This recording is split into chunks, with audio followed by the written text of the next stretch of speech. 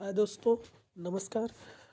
अ, मेरे पास एक प्रश्न आया है कि आज देश के 77 साल लगभग 80 साल कंप्लीट हो चुके हैं, लेकिन आज भी एससी एसटी के लोग आगे क्यों नहीं बढ़े? इतना अमीर क्यों नहीं हुए? मतलब कि वो अपने पैरों पे आज तक भी क्यों नहीं खड़े हुए? ये किसी का सवाल है। तो उन सवालों का जवाब मैं थोड़ा संक्षिप्त में देने की कोशिश करता हूँ। तो आप इस वीडियो को ध्यान से सुनिए अंत तक। क्या है इस वीडियो में? देखो, क्या होता है कि देश को 77 या 80 साल आज़ाद होते हो गया, लेकिन देखिए मतलब देश की हालत क्या है, देश के बड़ी-बड़ी संस्थाओं पे कौन से लोग बैठे हुए हैं और क्या वो लोग एससी एसटी के लोगों को आगे बढ़ने का मौका दिए हैं कि नहीं दिए हैं। अगर उनको एससी एसटी को आगे बढ़ने का मौका ही नहीं मिलेगा तो वो कैसे आगे बढ़ेंगे। देखिए देखिए यहाँ पे मैं कुछ पीपीटी बनाया हूँ, आप इसको ध्यान से देखिए। जैसे इसमें लिखा, देखो, भारत के सर्वोच्च न्यायालय में वर्तमान में मुख्य न्यायाधीश सहित कुल 34 स्वीकृत न्यायाधीश पद हैं, जिनमें एक मुख्य न्यायाधीश और 33 अन्य सामान्य अपर न्यायाधीश लगभग 97% होते हैं। मतलब जो सामान्य जनरल कैटेगरी के जो जजेस हैं उनकी संख्या कितनी है? 97%। मतलब यहाँ पे ओबीसी के इंक्लूड नहीं किया गया, सिर्फ जनरल के 97% जज हैं सुप्रीम कोर्ट में। ठीक है, यह संख्या 2019 के बाद से लागू है, जिसका उद्देश्य मामलों की लंबितता को कम करना है। कुल स्वीकृत संख्या 34, अन्य 1 सीजीआई प्लस 33 अन्य न्यायाधीश। सामान्य वर्ग न्यायाधीश 33, जो कुल शक्ति का लगभग 97% से अधिक है। नियुक्ति नियुक्ति इन न्यायाधीशों की नियुक्ति राष्ट्रपति द्वारा की जाती है। सोचिए, मतलब कि देश के सबसे बड़े जो न्यायालय है सुप्रीम कोर्ट, उसमें 97% जजेस जो है वो जनरल कैटेगरी के आते हैं। तो क्या वो न्याय S C S T OBC को दे सकते हैं? नहीं दे सकते। और देखिए, ये देखिए, भारत के विश्वविद्यालयों का क्या हाल है। भारत के केंद्रीय विश्वविद्यालय सेंट्रल यूनिवर्सिटी में प्रोफेसर पदों पर सामान्य वर्ग जनरल कैटेगरी की स्थिति निम्नलिखित है। कैसे? देखो, वास्तविक स्थिति सरकारी आंकड़ों के अनुसार केंद्रीय विश्वविद्यालय में लगभग 85% प्रोफेसर 85% प्रोफेसर 1 मिनट, ये रहा, 85% प्रोफेसर सामान्य वर्ग से हैं। एक अन्य रिपोर्ट के अनुसार कुल भरे हुए पदों में से लगभग 82.36% पदों पर समान वर्ग के प्रोफेसर हैं। मतलब देखिए, मतलब कि क्या है, जो सेंट्रल यूनिवर्सिटियां हैं उस सेंट्रल यूनिवर्सिटियों में 82% या 83% लगभग जर्नल के प्रोफेसर हैं। तो क्या बताओ, क्या यूनिवर्सिटियों में भेदभाव नहीं होता होगा? जर्नल के लोग कब से एस सी एस टी का फायदा सोचने लगे? कब से एस टी एस टी की सहायता करने लगे? नहीं करते। देखिए, आरक्षण नीति क्या, रिजर्वेशन पॉलिसी क्या है। नियमों के अनुसार केंद्रीय शिक्षण संस्थानों में फैकल्टी के लिए कुल 49.5% आरक्षण सीट है। मतलब टोटल आरक्षित सीटों की संख्या कितनी है? 49.5%, जिसमें 15% एस सी, 7.5% एस टी और 27% ओबीसी का प्रावधान है। इसका अर्थ है कि आधिकारिक तौर पर अनारक्षित या समान वर्ग के लिए लगभग 50% पद होने चाहिए। लेकिन सोचिए कि जो अनारक्षित सीट है, जो अनरिजर्व्ड कैटेगरी में आते हैं जनरल के लोग, उनको 50% सीट होनी चाहिए। बाकी 49.5% S C S T OBC की होनी चाहिए। लेकिन सोचो, S C S T OBC की जो सीट है, जो प्रोफेसर है सेंट्रल यूनिवर्सिटी में, कितने हैं? 13%। सॉरी, 17 नहीं, 83 या 17%। सोचिए, 50% होना चाहिए लेकिन 17% है। ये हाल है देश की। तो जब सेंट्रल यूनिवर्सिटियों में ये हाल है तो बताइए कि सेंट्रल यूनिवर्सिटियों में क्यों ये हाल है? जब उनको आरक्षित सीट है तो क्यों वो प्रोफेसर नहीं है अपनी सीट पे? उनकी सीट पे कौन प्रोफेसर है? ये सोचने वाली बात नहीं है लोगों को, लेकिन लोग अपने ही बारे में सोचते हैं। उनको समानता, समता में कुछ दिलचस्पी नहीं है। नेक्स्ट देखो, अब बैक टू आते अपने क्वेश्चन पे। क्वेश्चन क्या था कि जो एस सी एस टी के लोग हैं वो आगे क्यों नहीं बढ़े? क्या रीज़न है कि वो पीछे रह गए? क्योंकि समाज ने उनको आगे नहीं बढ़ने दिया है। और जो जनरल वाले कह रहे हैं कि एस सी एस टी क्यों नहीं आगे बढ़े, तो जनरल वालों ने एस सी एस टी के लिए क्या किया है? क्या दे दिया जनरल वालों ने एस सी एस टी के लिए? जो भी दिया है, हम अपने पैरों पे खड़े होके लिए हैं, अपने आप से लिए। देखो, यहाँ पे मैं कुछ चीज़ें आपको दिखाना चाहता हूँ कि क्यों आगे नहीं बढ़े। रीज़न है, पहला देखो, डॉक्टर बी आर अम्बेडकर ने 20 मार्च 1927 को महाराष्ट्र के रायगढ़ जिले में महाड़ सत्याग्रह, जिसे चौधार तालाब सत्याग्रह भी कहा जाता है, किया था। इसका मुख्य उद्देश्य केवल पानी पीना ही नहीं बल्कि निम्नलिखित महत्वपूर्ण सामाजिक सुधार थे। मानव अधिकारों की बहाली। यह आंदोलन अछूत समझे जाने वाली समुदायों के लिए सार्वजनिक जल स्रोतों तक पहुँच के मौलिक और कानूनी अधिकार को सिद्ध करने के लिए था। देखो, अस्पृश्यता, छुआछूत को चुनौती। उस समय दलितों को सार्वजनिक तालाबों से पानी पीने की अनुमति नहीं थी। डॉक्टर अंबेडकर ने स्वयं तालाब से पानी पीकर इस दमनकारी सामाजिक व्यवस्था को चुनौती दी। सोचिए कि आज से 1927 में, मतलब आज से 90 या 95 साल पहले दलितों को इस देश में पानी पीने तक का अधिकार नहीं था। जिस देश, मतलब पानी एक नॉर्मल चीज़ है, कोई भी मतलब पानी नहीं पीने देते थे। बताओ कितना टॉर्चर किया जाता था। अब तुम उससे एक्सपेक्ट लगा रहे हो कि वो लोग एक ही, मतलब कि एक ही बैग आगे बढ़ जाए। जब तुम लोगों इतने सालों से उनको इतना सताया कि बताओ, एक नॉर्मल ही चीज़ पानी पीने का अधिकार भी नहीं है उनको, तो आप सोच रहे हो कि वो एक ही बैग आगे बढ़ जाए। अरे हम आगे बढ़े हैं, धीरे धीरे आगे बढ़ेंगे, एक ही बैग नहीं आगे बढ़ जाएंगे। अब देखिए यहाँ पे, ये देखो, ये बाबा साहब डॉक्टर अम्बेडकर हैं, महान सत्याग्रह जो आंदोलन किया था इन्होंने, इनके पीछे सारे इनके अनुयायी हैं, बाबा साहब डॉक्टर अम्बेडकर हैं। ठीक है। आगे देखते हैं। देखिए, और देखिए क्या मतलब दलितों पे कैसे अत्याचार हुए हैं यहाँ के जनरल कैटेगरीज के द्वारा। मतलब जो यहाँ के ब्राह्मणवादी व्यवस्था थी, उन्होंने दलितों को कितना परेशान किया है और कितना उनको टॉर्चर किया है। देखिए यहाँ पे पेशवा शासन के दौरान अछूतों, मतलब दलितों और महारों, मतलब दलित को महारों पर अत्यंत कठोर सामाजिक नियम लादे गए थे, जिनका जिनका उद्देश्य ऊंची जातियों की पवित्रता बनाए रखना था। मुख्य रूप से पुणे में अछूतों को गले में थूकने के लिए मिट्टी का बर्तन और कमर के पीछे झाड़ू बांधना अनिवार्य था, ताकि उनके पदचिन्ह और थूक से सवर्ण हिंदू प्रदूषित ना हो जाए। सोचो, मतलब कि ये हाल, मतलब कि इन लोगों ने SC ST को इतना सताया कि उन्होंने वो बेचारे उनके सामने जाने से डरते हैं, जनरल वालों के सामने। इतना इन लोगों ने अत्याचार किया है SC ST पे, और ये लोग कहते हैं कि आगे क्यों नहीं बढ़े। यार मतलब शर्म आनी चाहिए, नहीं चुल्लू भर पानी में जाकर डूब मर जाओ। ऐसे ऐसे यार, तुम पे क्या क्या एक्ट लगा है? हम लोगों पे ये मार्शल, इसको मार्शल एक्ट बोलते हैं। तुम लोगों पे कौन सा एक्ट लगा है? हद है। समानता में, तुम लोगों में समानता नहीं, तुम लोग इक्वालिटी की बात नहीं करते। देखो, पेशवा के शासन के दौरान अछूतों पर लगे गए कुछ प्रमुख नियम, जैसे एक झाड़ू और हांडी का नियम, जिसे प्यून रूल कहते हैं। क्या है? पुणे पुणे रूल कहते हैं। क्या पुणे के सड़कों पर चलते समय अछूतों को अपनी कमर में एक झाड़ू बांधनी पड़ती थी, ताकि वे अपने पैरों के निशान को झाड़ते हुए चले, और थूकने के लिए गले में एक मिट्टी का पात्र लटकाना पड़ता था, ताकि उनकी लार जमीन पर ना गिरे। सोचिए, अगर उनके पैर जो जमीन पे चल रहे हैं, उनके कमर के पीछे एक झाड़ू बांधा जाता था, ताकि वो अपने पैरों के चिन्ह मिटा मिटा सके, कि वो जमीन भी अछूत हो जाती। और अगर वो जमीन पर थूक देते तो भी जमीन अछूत हो जाती, इसलिए उनके गले में हांडी बांधी जाती थी, कि वो अपने थूक हांडी में थूके, जमीन पर ना थूके। सोचो, मतलब थूकने तक का अधिकार नहीं था इस देश में SC ST के लोगों को। थूकने तक का अधिकार नहीं था SC ST के लोगों को। हद है यार। देखो आगे देखो, सार्वजनिक स्थानों पर रोक। अछूतों को सार्वजनिक सड़कों का उपयोग करने की अनुमति नहीं थी, यदि कोई हिंदू वहां मौजूद हो। सोचिए कि अगर उनको सड़क पर चलने का अधिकार नहीं था, कोई हिंदू अगर वहाँ पे खड़ा है तो उनको सड़क पर चलने का अधिकार नहीं था।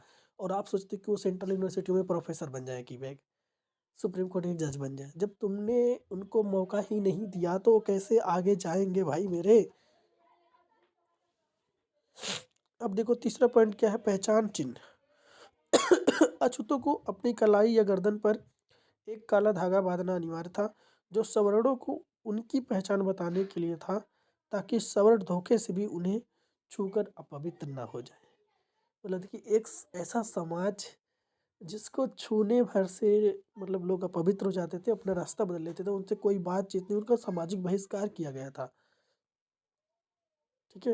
ये मैं जल्दी जल्दी वीडियो बना रहा हूँ, मैं कभी विस्तार में बताने की कोशिश करूँगा किसी दूसरे वीडियो में।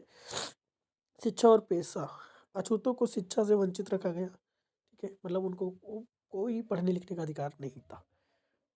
तो अब देखिए, एक एक रियल कहानी है, शायद ये कहानी है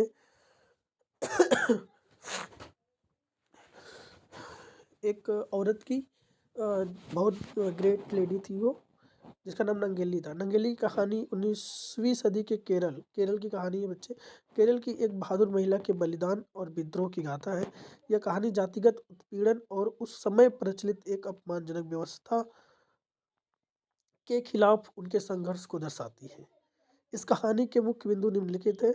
मूलकरण मूलकर्रम स्तनकर, मतलब ब्रीस्ट टैक्स बोलते हैं इसको इंग्लिश में, ब्रीस्ट टैक्स। त्रावणकोर में निचली जाति की महिलाओं को अपना सीना ढकने का अधिकार नहीं था। मतलब वो अपना सीना, ब्रीस्ट नहीं ढक सकते थे, वो ब्रीस्ट पर कपड़ा नहीं डाल सकते थे। महिलाओं को अपना सीना ढकने का अधिकार नहीं था। यदि यदि वह स्वयं को ढकना चाहती थी तो उन्हें अपनी उम्र और अंगों के आकार के आधार पर मूलकर्म या स्तन कर देना पड़ता था। मतलब कि जितना बड़ा उनका ब्रेस्ट होगा उतना ज़्यादा उनको टैक्स देना पड़ता था। ये हुआ है इस देश में SC ST की महिलाओं के साथ। तुम बराबरी करते हो कि SC ST महिलाओं को, ST ST को रिजर्वेशन मिलता है, हमें क्यों नहीं मिलता? तुम्हारे साथ क्या हुआ इस देश में? तुमने तो अपनी बहन बेटियां मुगलों को दे दी। तानसेन, बीरबल कौन था? अकबर के शासनकाल में उनके नौरतन में शामिल थे। जोधाबाई कौन थी? पद्मावती कौन थी? तुमने तो वो चाटुकारी था कि तुमने तो गुलामी स्वीकार कर ली। अब देखो यहाँ पे नंगेली का विद्रोह। चेरथाला की रहने वाली एझवा समुदाय की नंगेली ने इस प्रथा को मानने से इनकार कर दिया और बिना कर चुकाए खुद को ढकना शुरू कर दिया। बलिदान, जब कर वसूलने वाले अधिकारी आए तो उसके ढके हुए स्तन को देख कर उनको गुस्सा लग गई और उन्होंने उस महिला से कहा कि तुम्हें टैक्स देना पड़ेगा, और उन्होंने टैक्स देने से नंगेली ने मना कर दिया। तो उन्होंने और जब जोर जबरदस्ती की तो नंगेली ने अपना स्तन काट दिया और वहीं उसकी मृत्यु हो गई। उसकी मृत्यु के बाद वहाँ के लोगों ने धरना प्रदर्शन किए, बहुत लोग घरों से निकले, तब जाके इस टैक्स का अंत हुआ। बताओ, ये सवर्ण लोग एक टैक्स, मतलब कि वो जो चलता है उनके लिए ठीक रहता है, जब उनकी बारी आती है तो उनको मिर्ची लगती है, तब सड़कों पर उतरते हैं। इस देश में इतनी बेरोजगारी चरम पर है। नमक महंगा है, दाल महंगा है, तेल महंगा है, सब कुछ महंगा है, लेकिन कोई भी सवर्ण सड़क पे नहीं उतरा। पेट्रोल महंगा है, डीजल महंगा है, लेकिन कोई भी सवर्ण सड़क पे नहीं उतरा। लेकिन सोचिए कि जैसे कि जिस एक्ट लागू हुआ, इनके सीने पे सांप लौटने लग गया। कैसे हो गया ये? देखिए, होना जाना कुछ नहीं है। ना इससे इस यूजीसी एक्ट से ना SC ST को कुछ फ़ायदा है, ना OBC को फ़ायदा है, ना ही जनरल को फ़ायदा है। लेकिन सोचो कि एक पॉलिटिकल स्टंट क्रिएट करने के लिए लोग क्या हद तक जा सकते हैं। ये देखो, ये औरतें हैं जो ब्रीस्ट टैक्स देती थी। देखो कितनी बेचारी दुबली पतली सी औरतें हैं यहाँ पे। ये सवर्ण के अंदर कोई दिल नहीं होता, इनको कहा जा सकता है इनके अंदर कोई मानवता नहीं होती। इनके अंदर दया नहीं होती है, दूसरों के दुखी होने पर खुश होते हैं, दुख नहीं होते हैं। इंसान नहीं कह सकते इनको। देखो, ये ब्रीस्ट टैक्स तुम देख सकते हो, ये कैसे इस रियल ना, ये नंगेली है जिन्होंने अपना ब्रीस्ट टैक्स काट दिया था उन लोगों को। अब देखिए तुम्हारे जो धर्म ग्रंथ है, उस धर्म ग्रंथों में यहाँ की अछूतों के बारे में, SC ST के लोगों के बारे में क्या कहा गया है? देखो, मनुस्मृति में अछूत शब्द का आधुनिक अर्थों में सीधा प्रयोग भले ना मिले, लेकिन इसमें चांडालों, जिन्हें उस समाज से बाहर रखा गया था, और शूद्र के लिए कड़े और भेदभावपूर्ण नियम थे।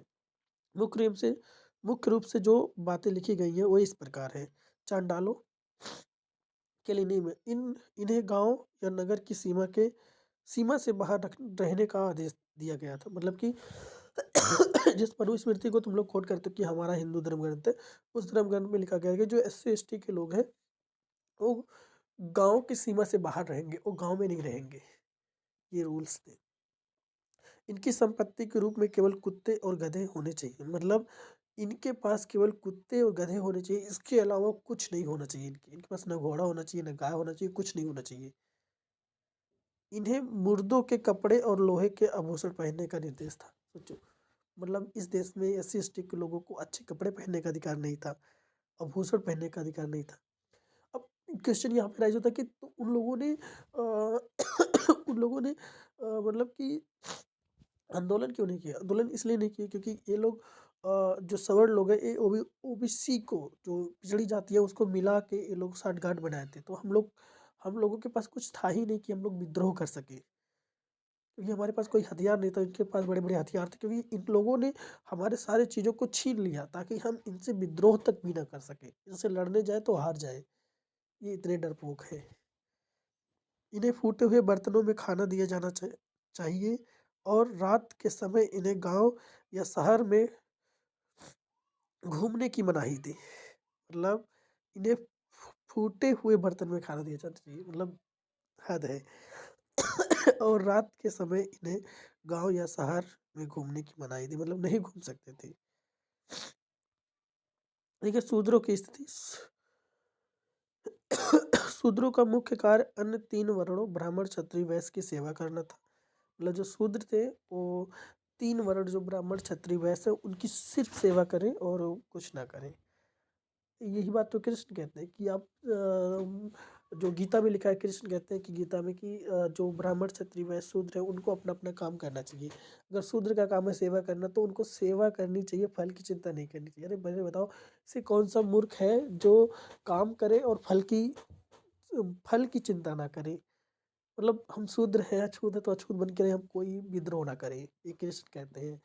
इनके भगवान भी ऐसे जातिवादी हैं, ठीक है? जैसे ये जातिवादी है, ऐसे इनके भगवान भी जातिवादी हैं।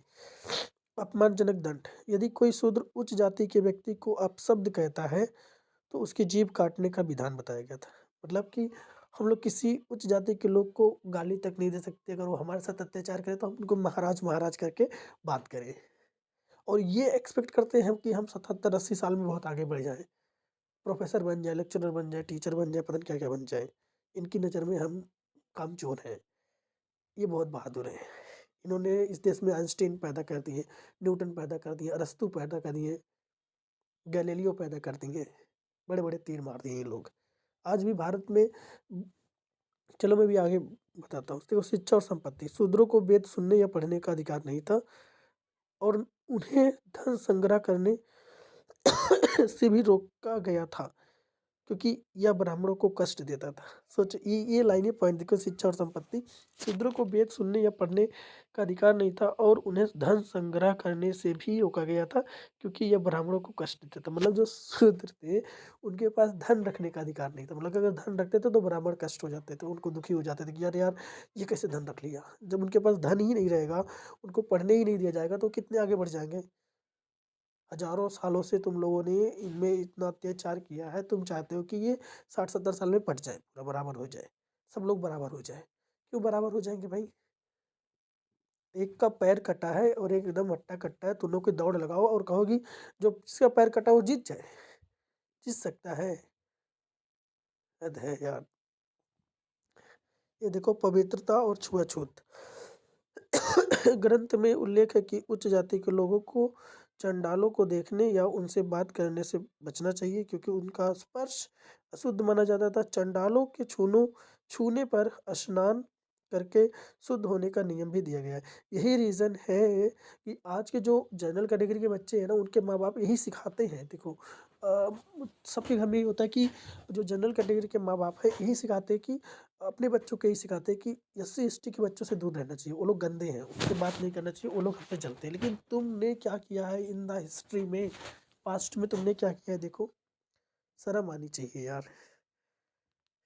अब देखो इतने सारे कठोर नियम हम लोगों पे थे, हमने क्या-क्या झेला है, लेकिन कोई भी सवर्ण नहीं आया इस लड़ाई को लड़ने के लिए कि ये भी इंसान है, इनको भी समानता चाहिए। लेकिन देखिए कौन इंसान आते, इन्हीं भेदभाव पूर्णों के इन्हीं भेदभावपूर्ण नियमों के कारण डॉक्टर बी आर अम्बेडकर ने 25 दिसंबर 1927 को मनुस्मृति दहन के दौरान इस सार्वजनिक रूप से जलाया था। ठीक है, बाबा साहब डॉक्टर अम्बेडकर ने 1927 में मनुस्मृति जलाई कि ये हमें गुलाम बनाने वाली एक किताब है, हम इसको नहीं मानते, ये समानता के खिलाफ है, ये असमानता को दर्शाती है, एक जातिवादी किताब है। डॉक्टर बाबा साहब अम्बेडकर ने 25 दिसंबर 1987 को मनुस्मृति को जलाया था। अब देखो रामायण में क्या लिखा है? सोच लो शूद्रों के बारे में या S C S T OBC के बारे में क्या लिखा है, सोचिए। रामायण के उत्तरकांड में वर्णित कथा के अनुसार भगवान राम द्वारा शंभुक का वध करने के मुख्य कारण निम्नलिखित थे। अकाल मृत्यु का कारण, राम के राज्य में एक ब्राह्मण पुत्र की असमय मृत्यु हो गई थी। ऋषि नारद ने राम को बताया कि यह अनिष्ट घटना राज्य में हो रही किसी अधार्मिक अधार्मिक कार्य का परिणाम है। मतलब राम के राज्य में किसी बालक की अ, अकालिक मृत्यु, मतलब कि कोई बालक मर गया, मतलब बिना समय के, मतलब जैसे हम लोग हैं 25-24 साल या 20-22 साल का कोई बालक मर गया, इसका मतलब कोई अधार्मिक कार्य कर रहा है इसलिए वो बच्चा मर गया है, नहीं मतलब कि उस बच्चे को बीमारी है, कुछ तकलीफ है इसलिए मर गया, नहीं, कोई गलत काम कर रहा है इसलिए मर गया। कैसे देखो, शास्त्रों का उल्लंघन, उस समय की मानवताओं त्रेता युग के धर्म के अनुसार शूद्रों को कठोर तपस्या करने का अधिकार नहीं था। शंभुक एक शूद्र था जो स्वर्ग और देवतत्व प्राप्त करने के लिए घोर तप करता था, जिसे उस युग के मर्यादा विरुद्ध माना गया है। मतलब कि वो क्या करता था कि अ, चिंतन करता था, सोचता था अपने समाज के बारे में, अच्छी बातें की स्टडी कर रहा था। तो राम को ये बातें अच्छी नहीं लगी और उन्होंने शामुक का वध कर दिया। उनका गला धनुष से निकाला, चमचमाती तलवार से उनका गला काट के अलग कर दिया, क्योंकि वो क्या कर रहा था, पढ़ रहा था। तो ये रामायण में लिखा है और उसी रामायण में लोग वो चीज़ें कहते भी हैं जब घरों पे रामायण पढ़ा जाता है तो। लेकिन लोगों, क्योंकि पढ़े लिखे नहीं, जाहिल लोग हैं, तो कहाँ से इनको ये सब समझ में आएगा।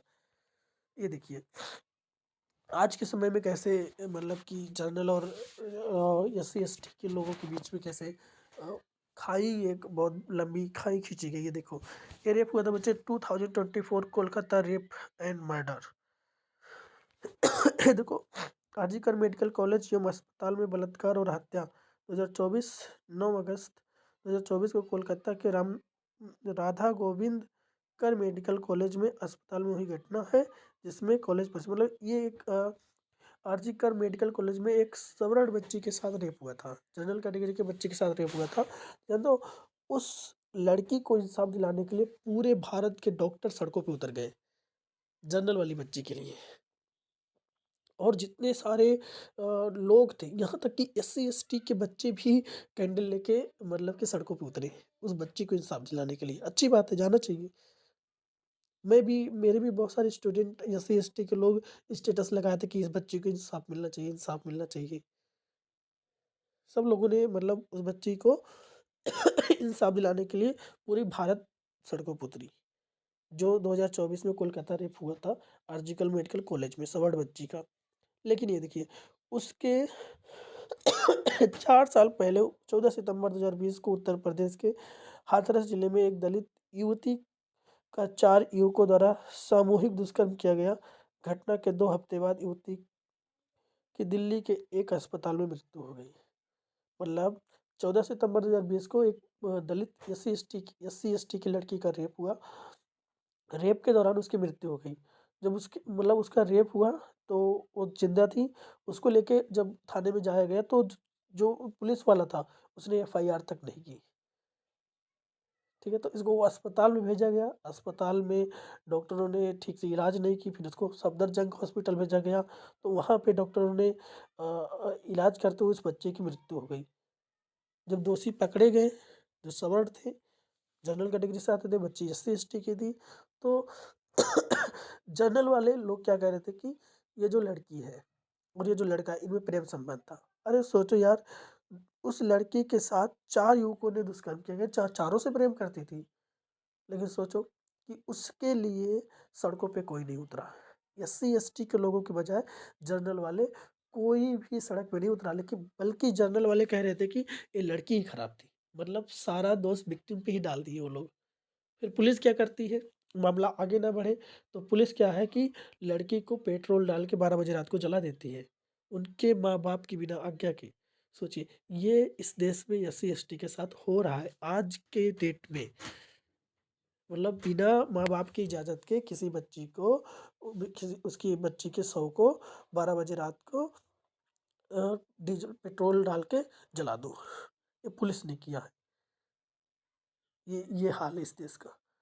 मतलब हम S C S T general वालों के साथ खड़े हो जाते हैं उनके दुख में। लेकिन वो हमारे दुःख में खड़े नहीं होते।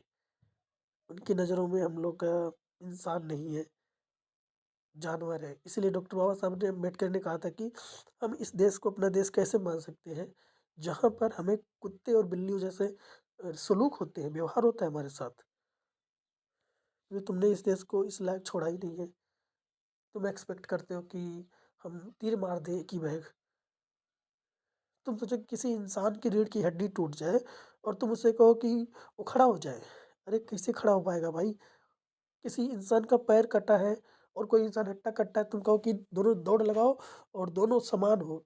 इसका पैर कटा है वो भी और जिसका हट्टा कटा दोनों एक ही हो। दोनों दौड़ लगाओ, जो जीत गया वो पा जाएगा सब कुछ। तो एक कैसे जीत जाएगा जिसका पैर कटा है? उसके लिए तो व्हीलचेयर चाहिए ना भाई। उसके लिए तो एक स्पेशल व्यवस्था चाहिए ना। उसी स्पेशल व्यवस्था को रिजर्वेशन कहते हैं, आरक्षण कहते हैं, जो डॉक्टर बाबा साहब अम्बेडकर ने पूना पैक्ट समझौते में दिया था। देखो जब चीज़ें पता नहीं होती ना तो उनको डिटेल में जानने की कोशिश करना चाहिए, ना कि हवा में तीर मारना चाहिए। पहले चीज़ों को पढ़ो, in the past, in the history में क्या हुआ किसके साथ, सब कुछ अपने अनुसार तय नहीं किया जाना चाहिए। एक अच्छे स्टूडेंट, एक अच्छे विद्यार्थी, चाहे वो जनरल का हो, एससी एसटी का हो, ओबीसी का हो, उसको पहले तथ्यों तक जाना चाहिए। अपने दिमाग की कसौटी पर चीज़ों को कसना चाहिए, तब जाके मानना चाहिए कोई चीज़। ठीक है।